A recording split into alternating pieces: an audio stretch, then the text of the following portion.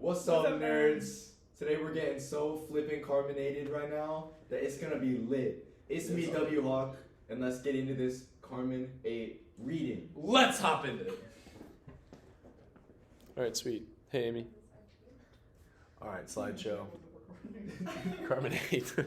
Get so flippin' carbonated. So flippin' carbonated. All right, here we go. Let's take a letter. Here we go. All right, guys. Fast blood. Oh, am I on the wrong page? On the wrong page. Here we go. All right, bottle of water. He's talking to that lady. He's a stand-up comedian. He's like, "What's your name?" And she says, "Lana." He's like, "Lana?" And she says, "No, Lana." And he's like, "Lana?" She's like, "Lana." He's like, "Lana, I'm saying that." And he's like, "How do you spell it?" And she's like, Lona. He's like, "You British people, you just like forget consonants, man." No. Bottle of water. I love that video. All right, Man, that's crazy. Crazy. Okay, guys. I was crazy once. Stop it. All right, so here we go. This is how we start. All right. This is gonna have a different vibe. I just want to give you all the warning. This is a different vibe. All right. I like it too. Miser Catullus. All right. Anybody want to tell me what case this is dealing with? It's not a super common case. Vocative. Very good. Oh. So he's talking to himself. Oh, miserable Catullus. Now, one of the things I talked to you guys about a little while ago is that miser in certain contexts can mean different things. And this one here, you can actually translate lovesick. Aww. All right, so lovesick Catullus. All right, and then you guys make sure you're opened up to this page's translation so that you guys can be translating it with me. Amy, I'd suggest you do the same if you're able. All right. So, Desinas and Neptira. All right, this is reading 3. Reading 3. All right, Desinas and Neptira. So this is from the verb desinera. So can anybody tell me what's going on here? Desinera. It's subjunctive. Very good. She steals a with a macron. Or a, yeah. So she steals a. So now it's subjunctive. So now, Taylor, do you remember how the second person in the subjunctive can translate? Could. Not could. Should.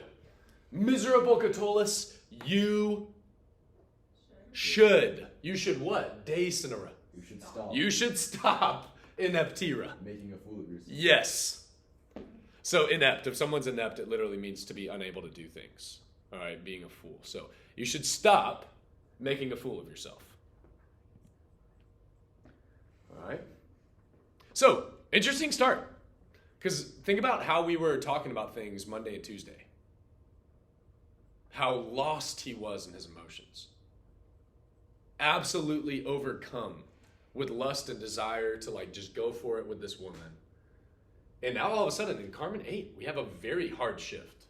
I wonder what the speed bump was. We kind of skipped over those. Maybe the curiosity will lead you all to dig into it a bit. But this is where he's at now. I think this is really significant. I love that the textbook gives us this next one to do. All right? And what? You should stop being a fool. And what? Let me make sure this is actually showing up for Amy. Okay, yeah, we're good, dude. We're so good. Are we good? Amy, are we good? Yeah, we're good. All right, so what else? And what? Deck 1-3 was good. And Look. Desinas. Dukos comes from dukra. So you can see it's the same sort of thing. And you should lead.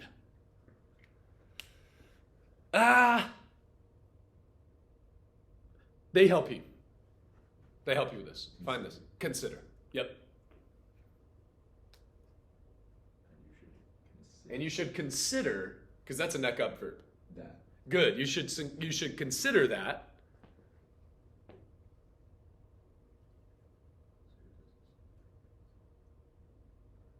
Is that like the pluperfect subjunctive? It's not quite, but it is the stem of that. So do you remember what's the stem of the pluperfect subjunctive? Harry. So you've learned your perira, periri. So this is the present active infinitive, present passive infinitive. Remember your perfect active infinitive. So this is just that verb. Okay. Yeah. So this is the perfect active infinitive. To have what? This should be given to you. To have died. All right. This is where we get perish from. Perio, periri, peri, perish. To have died. So this is interesting. You should consider that thing. He puts it in the neuter relative pronoun. That's just so disassociated from Carmen 5. So different. And you should consider that thing to have what? Yes. Oh, is he talking about the love? Yeah. So basically, and you don't have to write it down like we're saying it right now. Obviously, there's more. There's more to be done here. You should consider that thing that you see. Y'all see what days? This is just indicative. That thing that you see, to have died. And then perditum is the fourth principal part of the verb perdere. Perdere means to lose. So if this is the fourth principal part, and it's the same gender, number, and case as quod, what's happening here? The relative pronoun here, you should consider that thing which you see to have died. And this is a perfect passive participle. So how do perfect passive participles translate? Having been blank. Yeah, having been lost. So he in the same line, like twice, he's just basically reaffirming to himself, stop. You're lovesick. You're hurting. But you've got to train yourself. It's so wild to hear Catullus talk to himself like this. He all of a sudden sounds like a philosopher.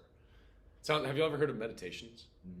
You have? There's a cool YouTube video about it. If you type in meditations, a guy will walk through. He somehow punched into AI, generated art. He has this. It's a really beautiful, well done video. It talks about how one of the coolest things about meditation is how often Marcus Aurelius talks to himself about how he feels. So it's cool. All of a sudden, Catullus, this young idiot, starts to show that he's been exposed in the lofty realm of Roman society. He's been exposed to some really deep stuff, and he starts to use it right here. He starts to talk to himself. All right. You should consider as lost, having been lost, that thing which you see to have died. All right, it's dead, it's gone, it's lost. All right, sorry, I know I'm harping on that. Let's go. Let's go. All right. Here we go. What do you guys see in there? Anything new? This is a new sentence, by the way. That's done. All right, so anything in there that you can just translate right off the bat, you don't really need to even think about what it does. Like words given to you or something like that. Yeah, to shine. Quandam, that's the one I'm thinking. It's just an adverb. What? Yeah, once. You can probably start your next line with that. Once. What?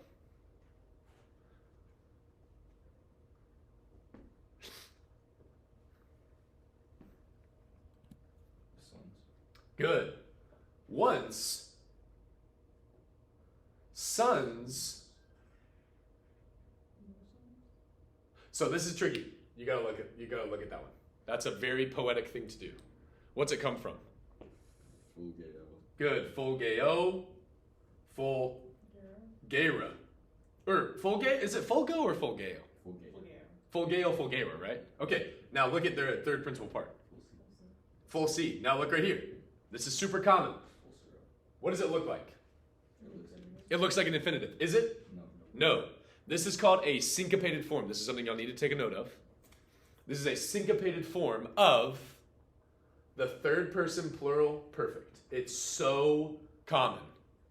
All right, because remember, this is a different. Oh, I forgot to tell you. Well, we'll do it in a second. This is a different kind of meter. This is not hendecasyllabic. So remember, you're not a poet unless you stick to your meter, unless you stick to your rhythm. Otherwise, it's prose. And you have to do it the whole time. So he's having to change the word order. He's having to syncopate some of the words. You don't know what syncopate means? If you syncopate something, it means to make it shorter, make it quicker. So he's taking the word fulserunt, and he's shortening it to fulsera. Because what does it almost sound like? It almost sounds like it, doesn't it? Fulserunt. Y'all hear that? But it's two letters shorter. In a way, it definitely keeps things moving smoother. Yeah, I think that's a good way to think about it. And guys, it only does it with the third person plural perfect, erund. So it'll take this third person, or third principal part, and it will shorten, syncopate the third plural perfect. All right, so who's the subject of fulsera? Because it's technically the verb, third person plural. Who? Good. The sons, once shown. Good. Formerly, the sons once shone. Not us. They once shone for you. Yeah, they once shone brightly. Candidi, that means like brightly and white. Guys, what does that remind you of? What phrase? The sun's right. Think about Carmen 1 and 5. In the sunset and rose. Very good. He has used this exact same terminology before. And he's referring to his idiocy. That's amazing. Now, it's cool because we talked about him before as like this, I kind of made sure that I talked about him like he was this like foolish, like carefree, doesn't care what anybody thinks, because he was. But it's interesting how his self-deprecation that he demonstrated in Carmen 1 and in Carmen 5 is actually helping him here. His ability to talk to himself in a way that is condemning and public. It starts to become the key to his redemption. That's really interesting. Because I know I presented him earlier as this guy who just writes whatever he wants. He's horny, kind of awkward to like read it. It's like whatever. But like people loved it because he's just so open. And they love this just as much because of that openness. All right? So I hope that now we're starting to feel the shift. All right? Once, formerly, the sun shone brightly for you. The brewest looks, the brief light. Although the sun's fall and set, we're going to die one day. He's referring back to, there were good times. They were at some point. Before they fell, they were shining brightly. All right? And then he goes ahead and he gives us a cum clause.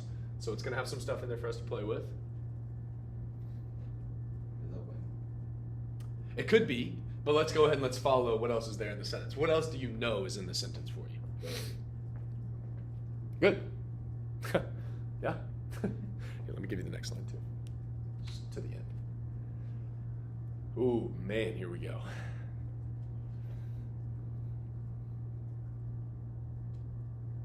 As much as. We got a lot here.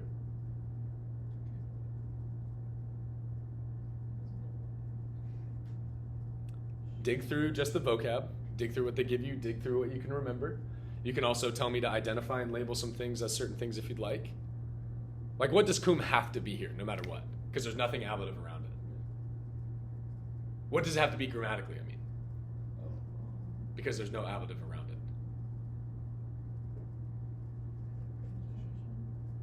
Adverb. If there's an ablative around it, then it's a preposition. But remember, cum can be an adverb starting a clause. That's why it's called a cum clause. So it has to be an adverb. What's when titabas?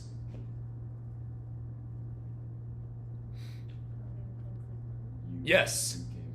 This is a what? Yeah, this is a verb. All right, what's this? This is a noun. What kind? Puella only looks like that when it's a what? Subject noun. So this is a what? This is another verb, and look at its ending. So who's the subject of this, and who's the subject of this? Is it Catullus? Catullus is the subject of this one, and then girl is the subject of this one. So scanning your grammar, scanning the meaning, and what kind of words you're dealing with can really help you before you go on. Let's keep going to the next one. What else do you guys see in the next one? Okay, it does have a base of love, but what's the form of this verb? Amata. Perfect passive. Excellent. Perfect passive participle. So instead of just to love, it's having been loved. So good to know. And look at the ending. Remember, it's a participle, so that means it's an adjective. Ah is its ending. See that? All right. Let's go ahead with what we've got right here.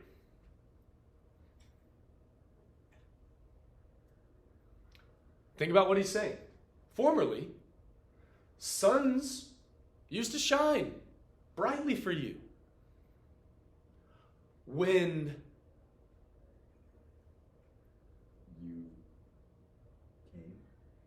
Not came. That's wenio. This is wentitaba. A little bit different.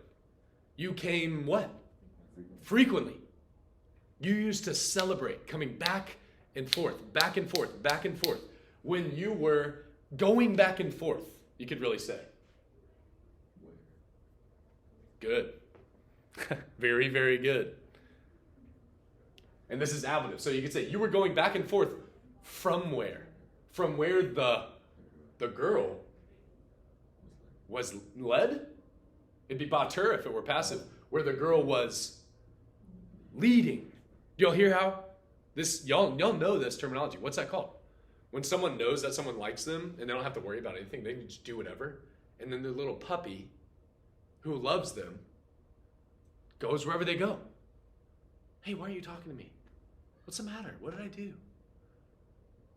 It's hard to shut that off. It really is, because you feel so deeply for that person. It's hard to shut off the desire to be like, hey, like, where are you? What's going on? But they don't even care. Sometimes. They just want you to keep following them because it feels amazing. It's so hard to shut that off, man. That's like one of the most common things for a high schooler to go through on both sides. To be the one that feels that, oh, I got this person that I don't even really have this crush on, but I just love to have someone just like puppy after me. So I'm just not clear with them. Yeah, nobody says that verbatim in their head, but that's what's happening. It just feels so good to have like, you know, a younger person who just like thinks you're like this god or goddess, you know. You can do like no wrong. They've like liked you for a really long time. You find out about that and you just kind of, you have control, you know? But then you experience, and maybe you do that because you've experienced the opposite, where you felt deeply about someone. You finally had the like gall to go up to them and be like, I really like, you know, and then all of a sudden they have you. You've given yourself, and that's it. No high schoolers. 99% of high schoolers are not going to handle that possession well. You know what I mean? And very rarely is it mutual, like bing bong, like they both love each other, like the most, you know, someone's got a leg up. And that's what makes high school relationships hard to watch. Because I've been on this side where I was the simp of the girl, and I was on this side where it just feels so good to have somebody simp after me. It's so funny that I'm using that language, but it fits because the way simps have been described, this is what it is. And he's calling himself for that. It's hard to recognize that. All right? I want you to understand something, though. It is a good thing for anyone to realize that they have the ability to desire to someone to a point where they look past all their faults. I want you to understand that. It's a good thing for somebody to be capable of looking at someone and just being like, I don't care what anybody else says. I love you. Like, I can't stop thinking. Like, that is a good gift to have. All right? It's hard to have that gift, especially in public, around people who don't know how to talk about their feelings right, which is all high schoolers. I'm so sorry. I'm so sorry. It's the hardest thing to do. It's why you're in high school. It's why high school is what it is. It's why everybody's like, oh, I hate high school. I hate it. I hate it. I hate it. It's because I'm just walking around learning how to feel. I'm learning how to feel while also trying to get all this stuff done. It's impossible. Welcome to high school. That's literally it. All right? But he's a grown man who's still doing that kind of stuff because he never had to deal with it before, really. So be happy that you get to deal with that stuff now. You know, I'm a hopeless romantic guy. All the other girls, I don't know anything else. But I don't really care. I just know that you guys have hearts for people here. You know, friend group, not friend group. It's like, this is so hard because how am I supposed to shut this off?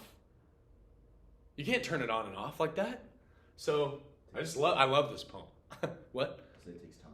100%, it has to. Otherwise, it's not real. If it was quick, then yeah, you got the feeling, but it's not real, you know?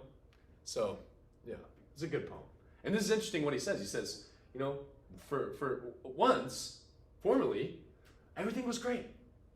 When I told her I liked her and she liked me back and it was so fun, you know, when you were just going back and forth from wherever she was leading, like a little puppy, you know, being led on literally should be the same. That's where we get it from.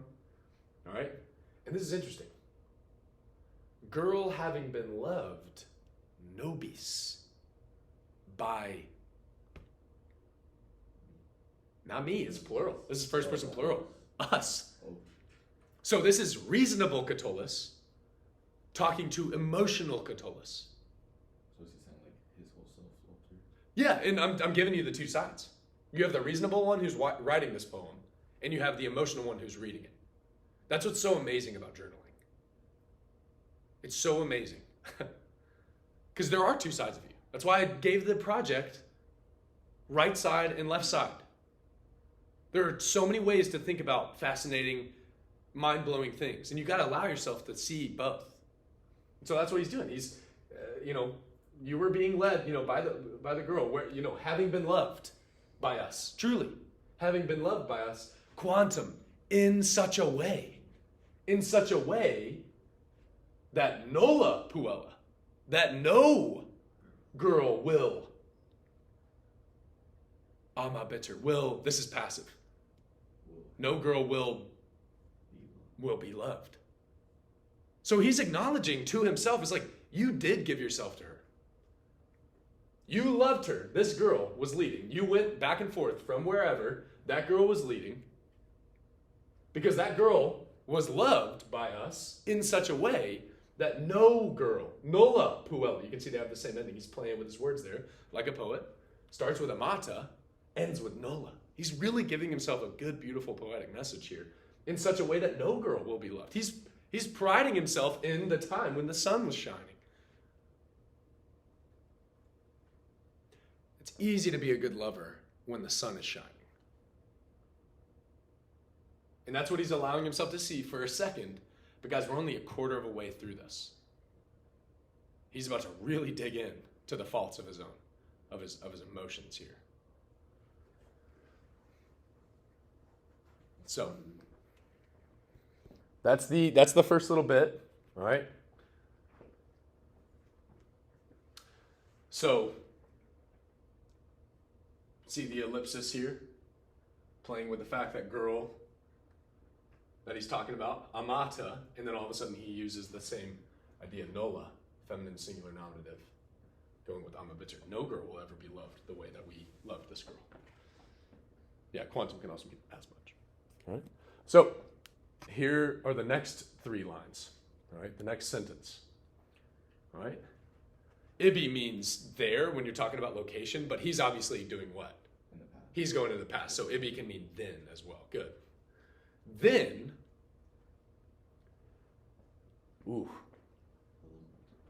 here we go. What do you guys see? Anything you recognize in that? Anything we can go ahead and label, modify, whatever you guys want to point out. Much, yeah. What do you see here? Cum, is it next to an ablative? So it's a what? Cum clause, good, you're right. It's an adverb, you're exactly right. This adverb now starts a cum clause. And remember, he has to toy with the, even if we don't get to this, that's okay. Let me go back so that I can show you what meter this is in. Do you guys see what the title is? I'm sure I gave it to you. But even before you scan, even before you look, yeah, dude, this sounds like an animal wounded in the woods. Watch how he does this. This is a form of literature, sadness literature. And the meter tells you that. So watch what it does. Scan it with me. Short. Long. That's our first time. Remember, iams are short, long, to be or not to be. So we've got an iam there. Short, long, short, long, short, long. Yeah. Short, long, well, long, short. So here you go. This is a different kind of poetry than we've read before. And the listener, the audience, would know that right from the way the words are said. It sounds like a limp. You guys feel the short, long nature of that? So this is what it is. He's sad. He's hurt. And his meter tells us that. So he has to obey his meter as he goes. So that's a reason why things in the Latin look really confusing to us in the English, because word order is what gives us meaning. But y'all know that word order means nothing in Latin. So for us, we should go ahead and say then, when. All right, he had to put it there so that it obeyed the meter. But I'm just showing you that that's what's going on. He puts both of those adverbs next to each other. Then, when illa, good. Then when illa multa, those many. Then when those many, and then you have eukosa. There we go. Then when those many, no, not jokes. Then when those many, and this is just, all these are just neuter plural. So what do you always put next to, all these are adjectives, by the way. Illa, multa, and eukosa are all adjectives. Huh? Anybody?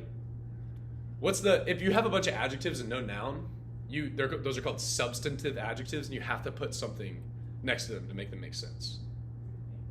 Things. Neuter option is always things. Masculine is always man or men, and then women are, woman. So then, when those many playful things took place. So this is his hinging point. You used to be great. Back then, when those many playful things took place, were happening. So that translates. Fio fieri, Guy Fieri. All right, the happening verb. All right. Then, and this is where it's just really, really deep, man. All right. Those things which you were wanting.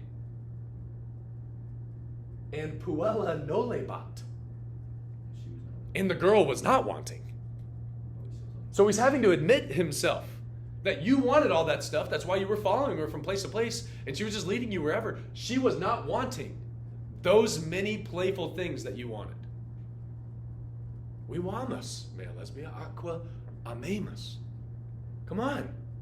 She didn't want that. She didn't want that level of playful Epicurean affair. Because what he's admitting to himself right now is, neither did you. You wanted something else. You thought it was that. You wanted something more. She was doing the playful things with you. She was playing the game with you all day. And guess what? When you play the game, you get played. If you play for the talking, you will get played. You will only get talked to. And you don't want to just get talked to.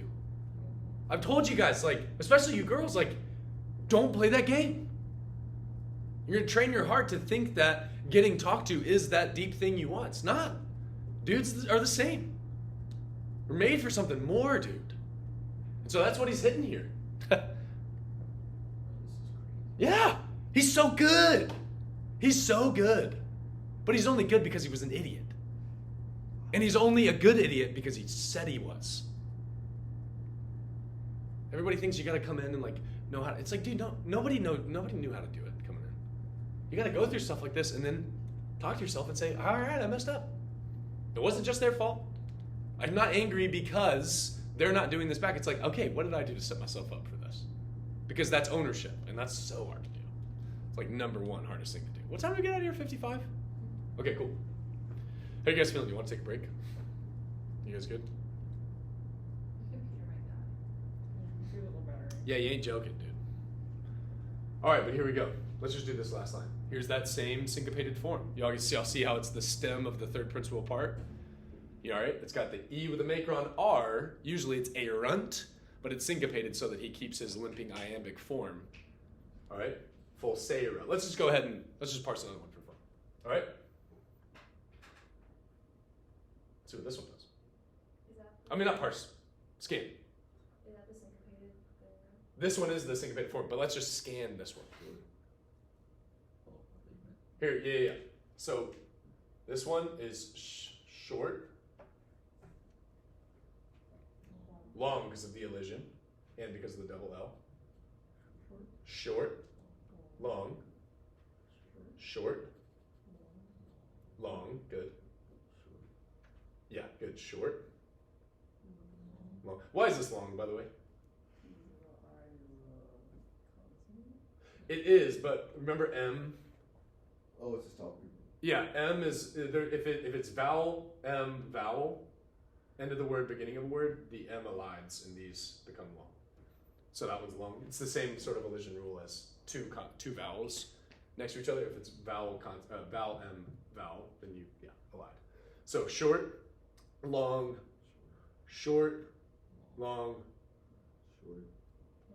long, long. All right, so this is a weird one. All right, go ahead and start right here. Quai? Long, long, short, long, long, long.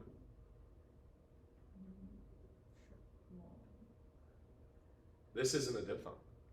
So this one's short, long,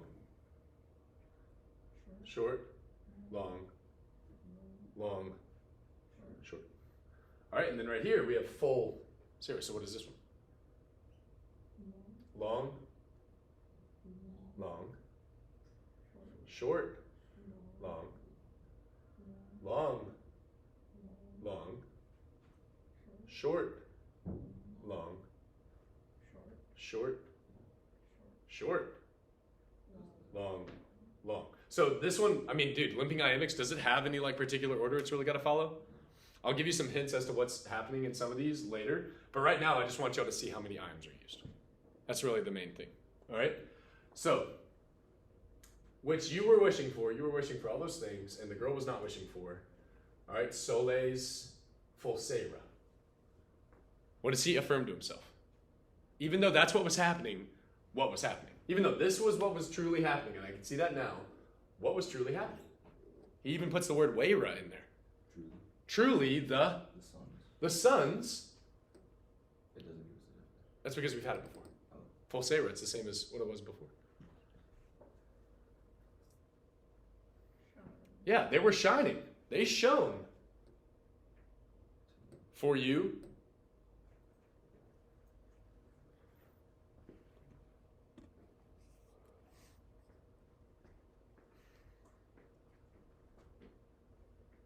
Brightly. Guys, this is the same line. This is the same line as before. Almost, except for that one. It used to be quondam, meaning formerly. Now he's addressing to himself, his emotional self, truly, rational. I'm letting you know, they were shining on you. So he's admitting it. This is his hinging point. All right? But that's the middle, almost. There's about 11 more lines. All right, and we'll do that next week. But yeah, y'all go ahead and pack up. We'll just take a little break. Bye, Amy.